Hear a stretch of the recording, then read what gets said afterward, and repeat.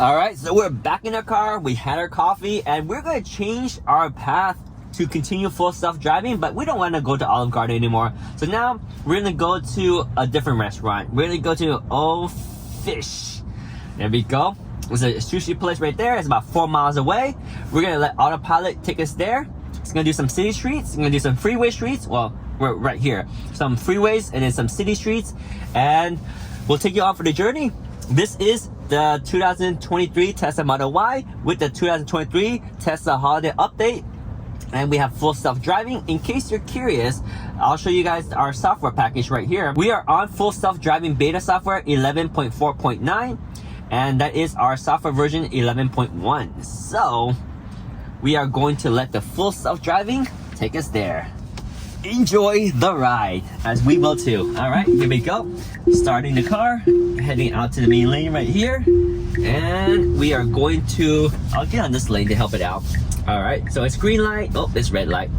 I wonder what happens if I enable self-driving when it's a red light. So I'm gonna enable self-driving right now after this person walks across the street though, because I don't feel comfortable enabling. You see how I identified a person right there? Okay, so the person crossed the street. I'm gonna put on my seatbelt.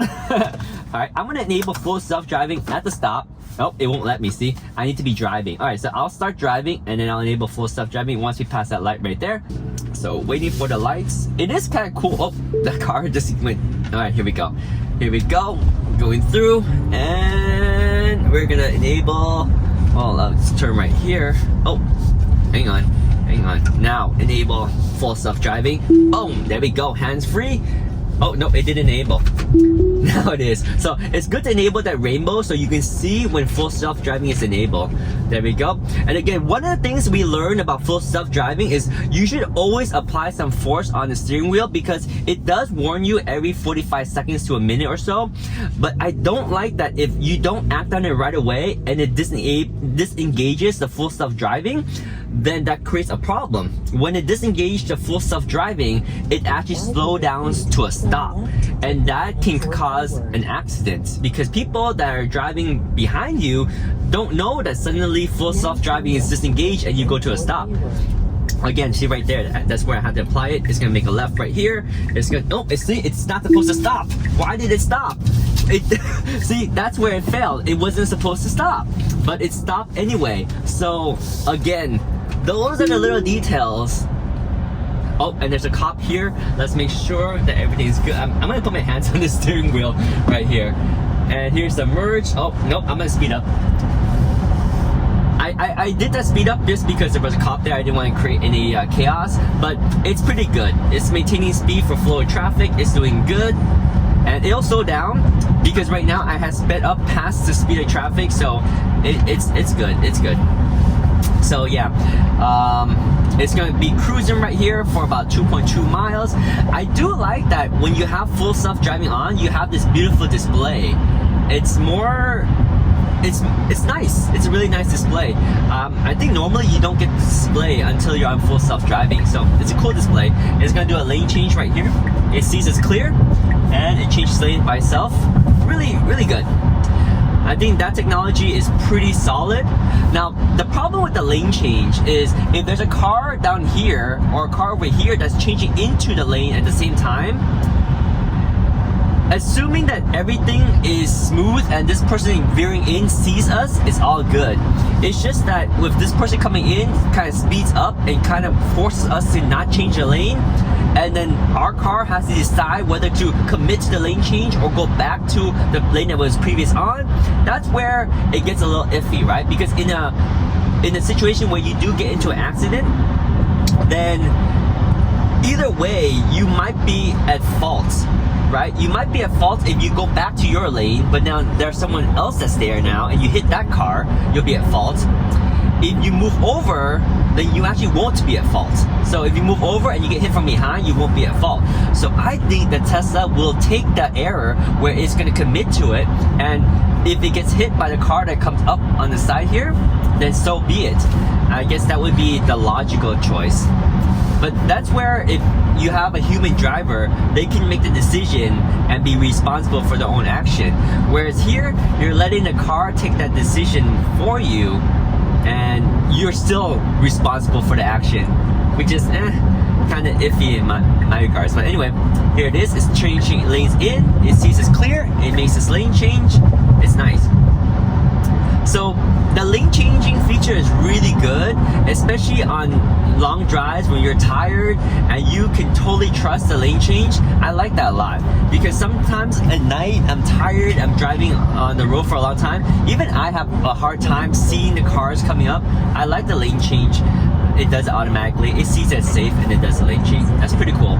And the fact that it does the navigation, it doesn't miss the exit, because sometimes when I'm driving and I have the navigation on, I might miss the exit because I'm not paying attention. Here, it does it for me.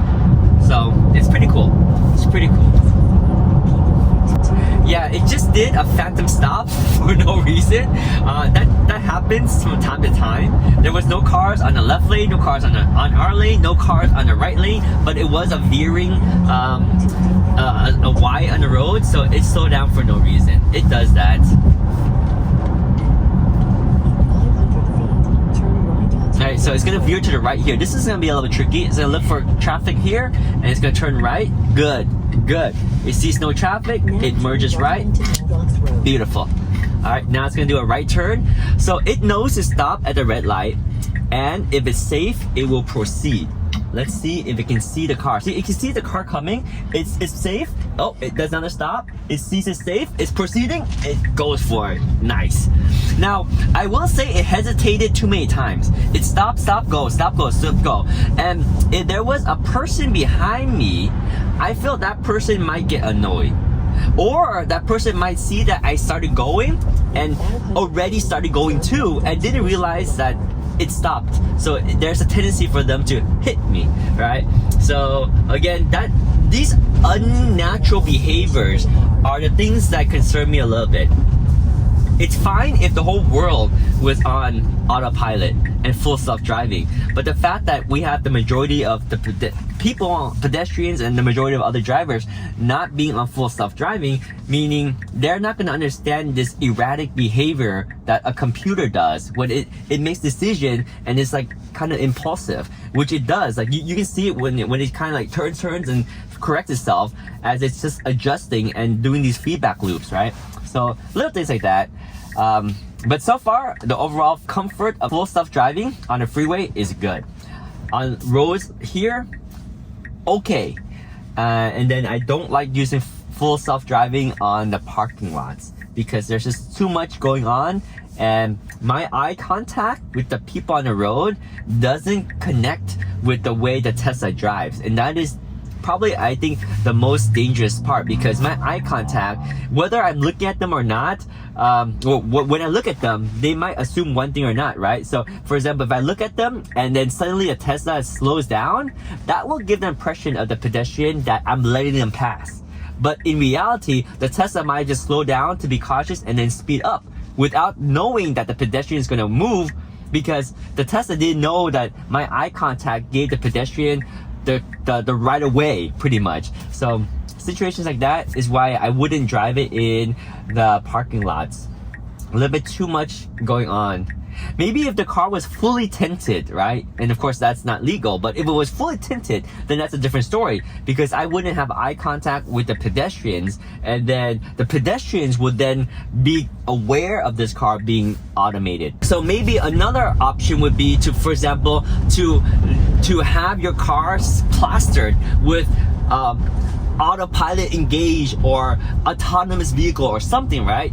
That way the people will know to avoid the car instead of the car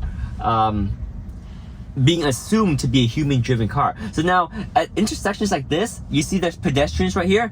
I have my foot on the brake pedal. Because there's lives at stake. If those people decide to just run across the road and the car started driving like this, like I have to be ready. Turn right here. Oh, nice. So it's turning right into this street. All right, here we go. Now and again, another thing about speed bumps is you see right here, it's not going to slow down for the speed bumps. Oh, it actually did. That time it did. So I will say that it sees some speed bumps and it doesn't see other ones. Right here, it sees this one. So I guess it's starting to record data from popular roads like this. It has the data from other vehicles, so it knows to record. It knows that there are speed bumps because other drivers have driven around these roads that have reported that data to Tesla, so it knows there's speed bumps. But in our community, it didn't detect the speed bumps. Or maybe it's reading the sign as the speed bumps. I don't know, but it's doing a, oh, phantom stop, no, oh, we have arrived? What? That was a complete phantom stop for no reason at all. It completely stopped and then it drove again. What the heck? That was, see, if there was a car behind me, I would have gotten, they could have hit me. That was an aggressive stop, and here, it didn't stop. I had to stop. It didn't stop. What the heck? It didn't stop. And this is a weird intersection too. Yeah, it didn't stop. Oh my gosh. So, 2 strikes right there. Number 1, it stopped when it didn't need to and it wasn't supposed to, and number 2, it didn't stop when it was supposed to. Wow. Yeah, so maybe it's because we're taking a very small road that Tesla doesn't have a lot of data for. I feel like it's really good at the big roads because obviously a lot of cars have traveled through those roads, a lot of Teslas have driven through there, and if it had corrected AutoPilot, then AutoPilot would have had that feedback. But in my case, maybe no one drove through that road with AutoPilot enabled, and Tesla had no idea that there was a stop right there. It would have went right through it. So, unfortunate. It's not perfect yet. Alright, so we're 0.3 miles away from our destination. It's just nice and smooth. We told it not to go over the speed limit too much. That's why it's only doing 26 miles per hour in a 25 residential area. It does say it's gonna stop for a traffic light up there, and then it's gonna go through there. Pretty good. It's nice when it works. There we go. Here's a stop sign. Good.